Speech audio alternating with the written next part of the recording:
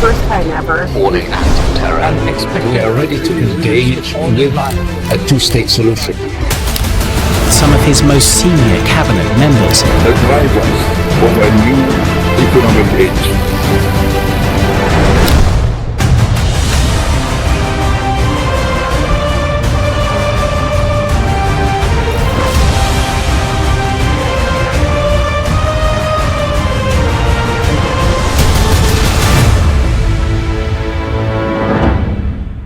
The world today is being reshaped not by armies or diplomats, but by algorithms, chips, data, and artificial intelligence.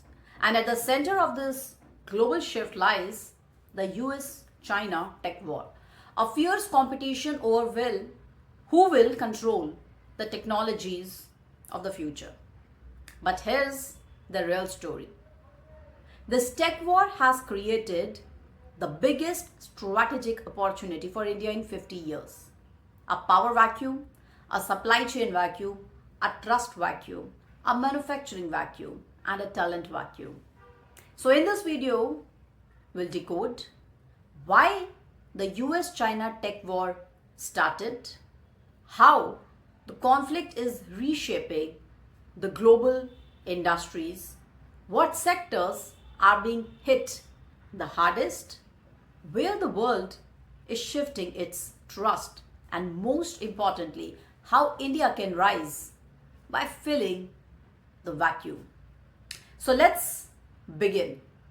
Why the US-China tech war started. Now this tech war officially began in 2018 when the United States accused China of stealing intellectual property worth 225 to 600 billion every year, forcing American companies to give up technology to operate in China. Now, using state-backed companies like Huawei to dominate global 5G and using technology to gain military advantage. Now, the United States realized one fact. If China controls future technologies, China controls global power. So Washington took action. It banned Huawei and ZTE, stopped chip exports to China, pressured allies like Japan, Netherlands, UK to block the Chinese tech, built coalitions like Chip 4, IPEF, Quad Tech, US-India initiatives on critical and emerging tech, that's ICT, and passed the Chips and Science Act worth 280 billion.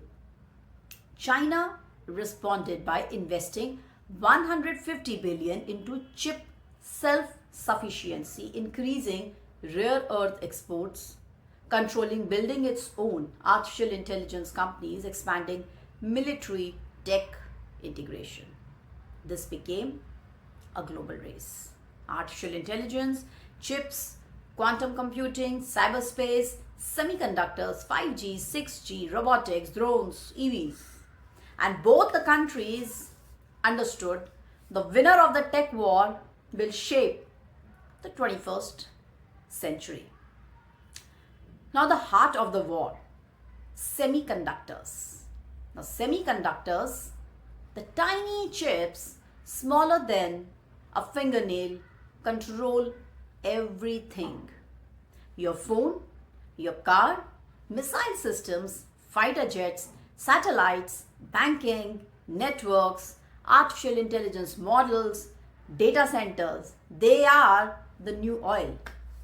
The supply chain today is dangerously concentrated. 90% of advanced chips come from Taiwan, TSMC, 10% from South Korea, Samsung. China consumes 60% of the world's chips but makes only 15 to 16%. The United States designs 46% of global chips but manufactures 12%. India designs 20% of all chips in the world but manufactures almost none. This imbalance is a geopolitical time bomb. When the United States blocked China's access to 7nm and below chips, China's artificial intelligence development slowed down. Why? Faced collapse, China's EV and robotics industries struggled. The PLA People's Liberation Army lost access to high-end military chips. China had to depend on older, less powerful chips. This is where the vacuum is created because neither the United States nor China wants the other to dominate the chips. And the world is looking for a neutral, trusted, democratic alternative. India fits perfectly. How the tech war is creating the global vacuums. Manufacturing vacuum. Vacuum number one, manufacturing vacuum.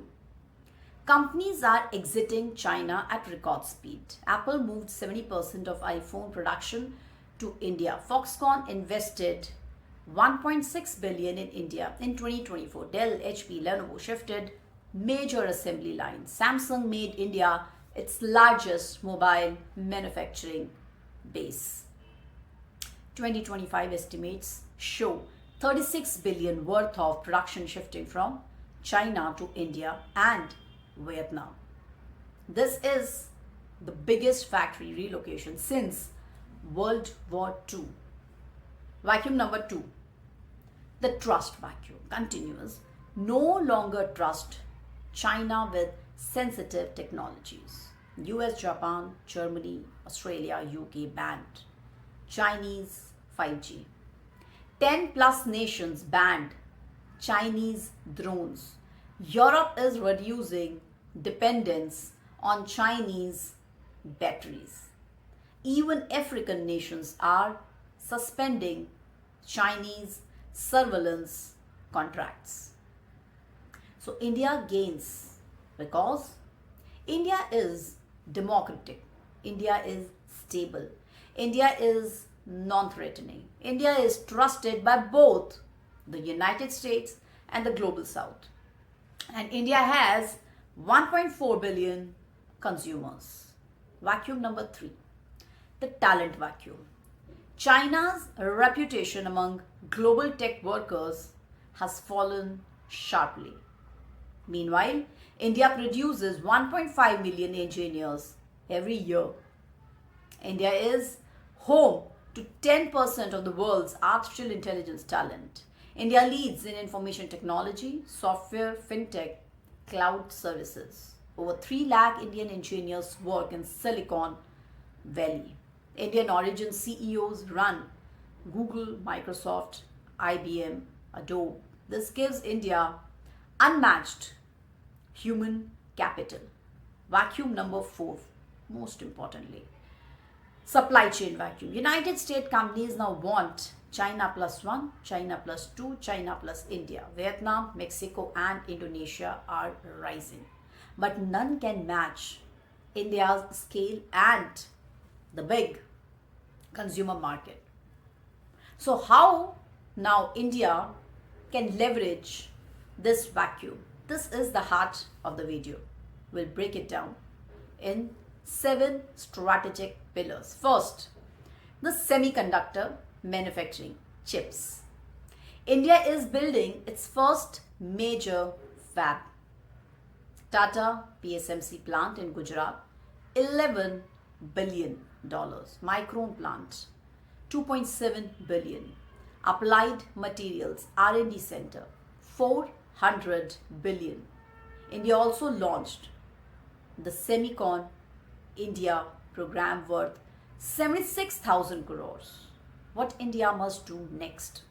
Accelerate fabrication lines, train 85,000 chip engineers, build foundries for 28nm to 14nm, eventually 7nm. Create long-term tax incentives opportunity. By 2030, India can capture 8 to 10% of global chip manufacturing. Second, artificial intelligence and cloud infrastructure. The world needs an alternative to US and China artificial intelligence giants. India can build sovereign AI models, military AI systems, data secure cloud infrastructure, affordable artificial intelligence for the entire global south, AI powered governance tools. So today India ranks 5th in global AI research output. India raised 6 billion for artificial intelligence startups in 2024. India has 900 plus AI startups. So what is the opportunity? Build India as the AI powerhouse of the global south. Then third, electronics manufacturing. India wants to reach 300 billion electronics production, 120 billion in exports. Already happening. India became the second largest manufacturing base for Apple.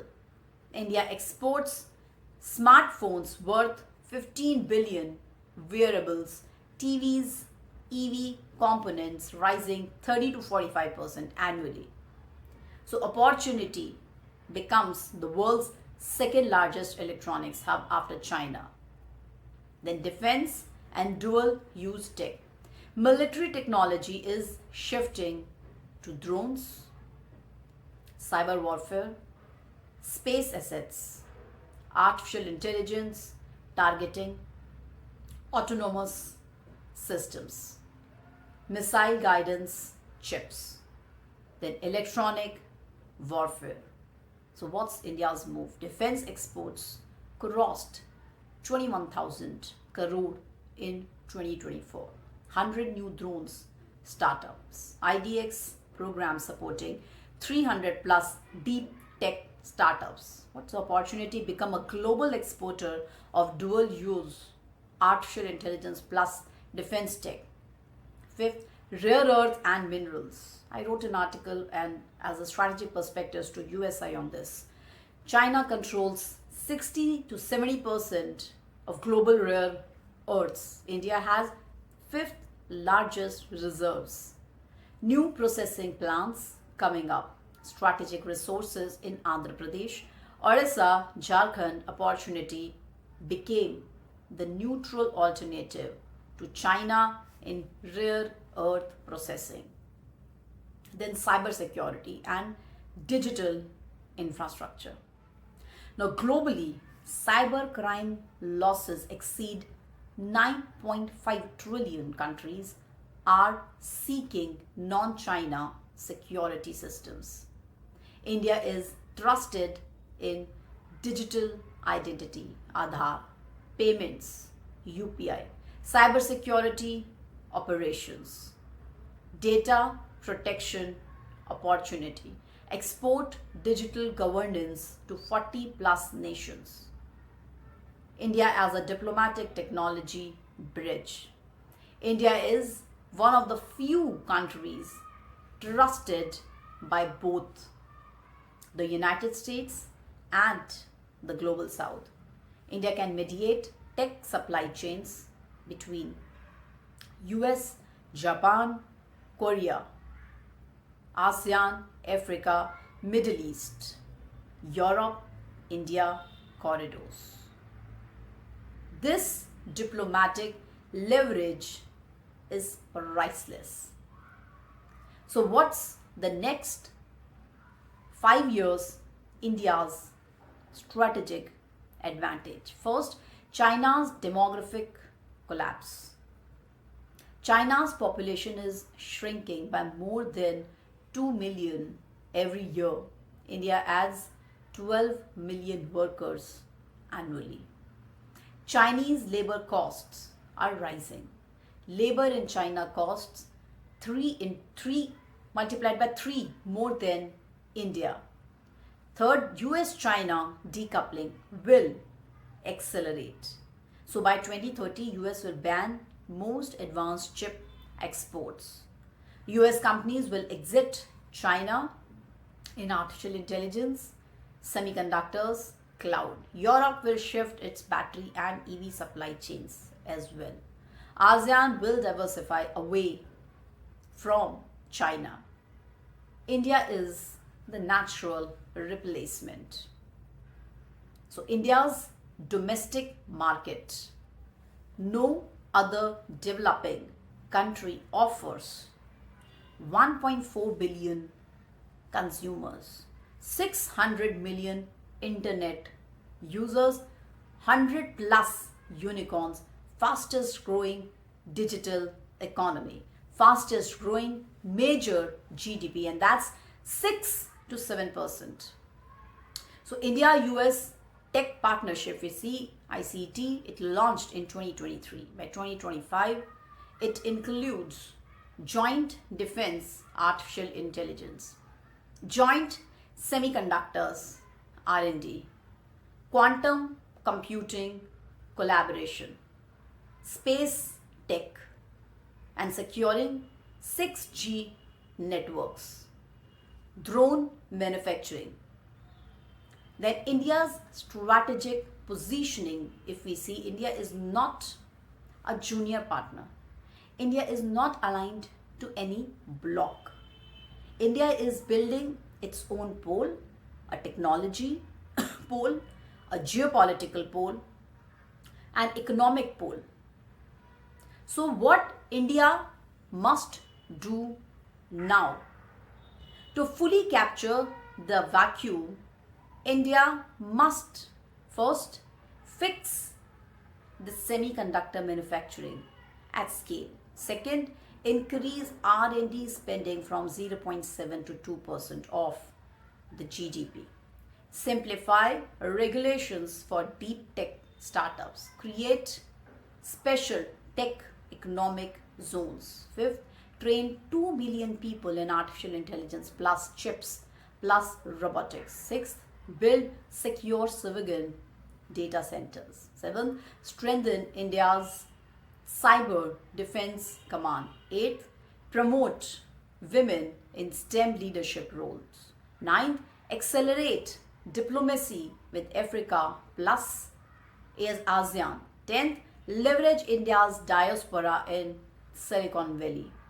The US-China tech war is not just a conflict, it's a global reset, a rewriting of the world's economic and technological map. And whenever the world resets, new powers rise. So this time, India has a historic opening. Manufacturing vacuum, supply chain vacuum, this talent vacuum, trust vacuum, and a political vacuum in global leadership. So if India plays its cards strategically, the next decade will not be US versus China century. It will be the India-led multipolar century. So if you like this video, do not hesitate to share, like, and subscribe. Hit that button. Do shower your support to the voice for India, of India. And I'll see you in the next video. Jai Hind and Jai Bharat.